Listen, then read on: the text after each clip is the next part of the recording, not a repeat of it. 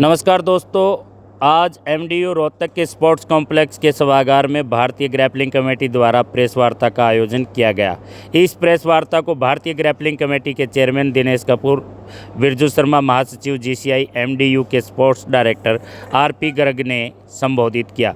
इस प्रेस वार्ता का उद्देश्य 28 सितंबर से 2 अक्टूबर तक एमडीयू रोहतक में होने जा रही तीसरी national cadet junior senior veterans grappling wrestling championship के बारे में जानकारी देना था।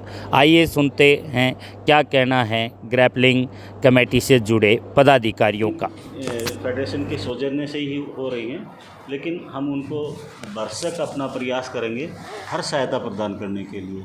और मेरी दिनेश जी से भी एक गुजारिश है, अपनी सभी टीम के कोचेज, मैनेजर्स और बच्चे उनको अनुशासित रखें और हमारा जो भी रोल होगा वो पॉजिटिव होगा और खेल के उत्थान के लिए होगा।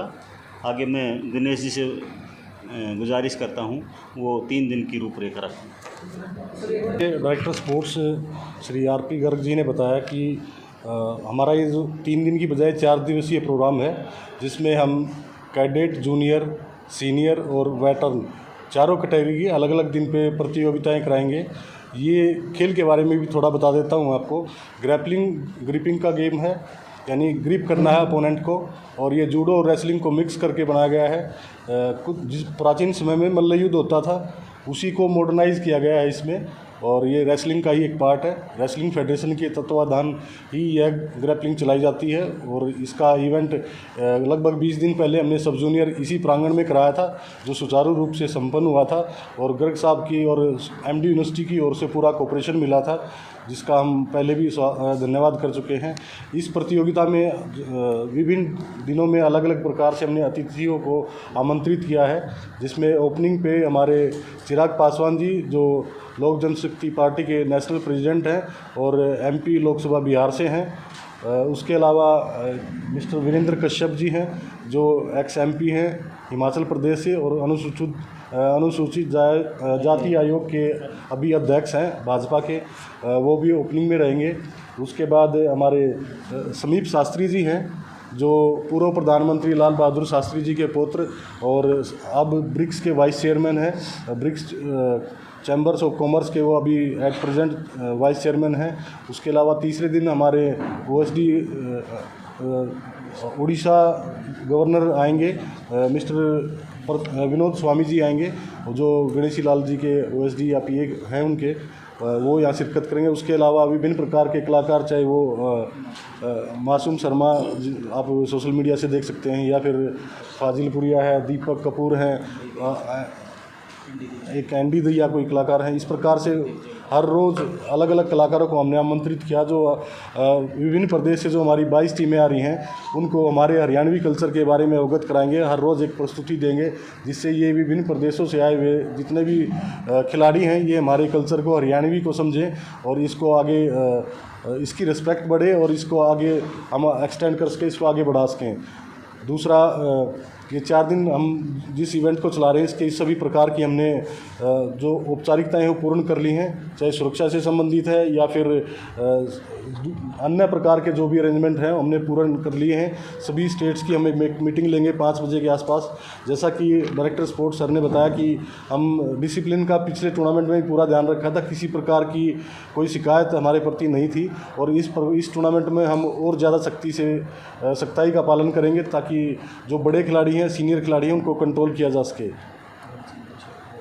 यहाँ जो जितने खिलाड़ी खेलेंगे उनमें से जो मेडलिस्ट होंगे वो उनका सिलेक्शन वर्ल्ड चैम्पियनशिप के लिए किया जाएगा, और वर्ल्ड चैम्पियनशिप नवंबर में 17 से 20 नवंबर तक मॉस्को रसिया में होने जा रही है, जिसका ये एक तरह से सिलेक्शन ट्रायल भी कह सकते हैं। यहाँ से जो भी खिलाड़ी मेडलिस्ट होंगे वो उस प्रतियोगिता के लिए खुद ब खुद चयनित हो जाएंगे। जो ये इवेंट जो ग्रैपलिंग है ये 2 विधाओं में खेला जाता है, 2 प्रकार से खेला जाता है। एक में हम जैसे रेसलिंग का कॉस्ट्यूम होता है वैसे ही हमारी एक अलग कॉस्ट्यूम है, वो पहन के खेलते हैं। दूसरा, जूडो की ड्रेस पहन के खेला जाता है। तो बच्चे लगभग दोनों विधाओं में पार्टिसिपेट करते हैं। अगर टोटल करके देखें 1400 के आसपास खिलाड़ी बनते हैं हमारे, जिसकी वजह से हमें जिम्नेजियम हॉल के साथ साथ स्पोर्ट्स एरिना भी बुक किया है इस यूनिवर्सिटी का, ताकि समय अनुसार या प्रतियोगिताएं संपन्न होती रहें और जो भी हमारा शेड्यूल है उसको प्रॉपर ढंग से निभाया जा सके। एक और चीज़ से मैं अवगत कराना चाहता हूँ, जो एक हमने नवंबर में बीच ग्रैप्लिंग के लिए प्लान किया। जैसे बीच रेसलिंग या दूसरे बीच के गेम चलते हैं, उसी प्रकार से इस गेम को आगे बढ़ाने के लिए एक और विधा का शुभारंभ किया है, जिसको हम 29, 30 और 31 दिसंबर को विशाखापट्टनम आंध्र प्रदेश के अंदर जिसका आयोजन कर रहे हैं 3 दिन के लिए। वहाँ पर जो ये यहाँ पे 4 मेडलिस्ट हमारे निकलेंगे, चारों को वहाँ मौका दिया जाएगा और वहाँ पर एक तरह से हम उसको कैश प्राइज़ के कुछ न कुछ बच्चों को देकर प्रोत्साहित करेंगे।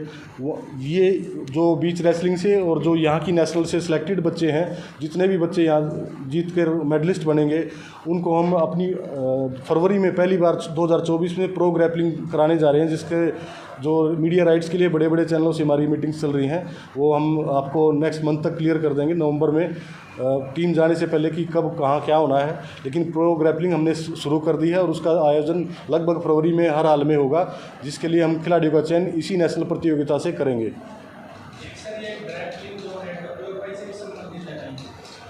WFI की ही एक कमेटी का गठन किया गया था इस खेल को चलाने के लिए, क्योंकि अंतर्राष्ट्रीय स्तर पर यूनाइटेड वर्ल्ड रेसलिंग की जो बॉडी है उसी ने एसोसिएट स्टाइल चला रखे हैं।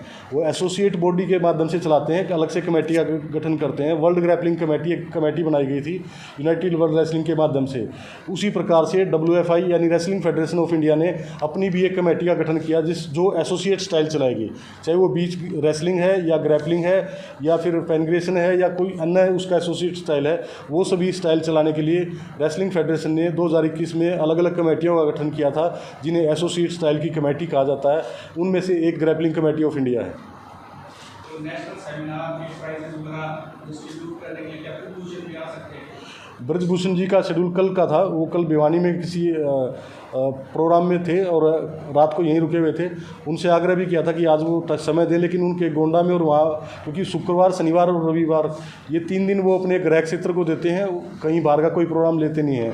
हम बार बार आग्रह करने के बाद वो सोमवार को कह रहे थे कि अगर पॉसिबिलिटी होगी तो हम सोमवार को क्लोजिंग पे यहाँ आएंगे एक बार के लिए।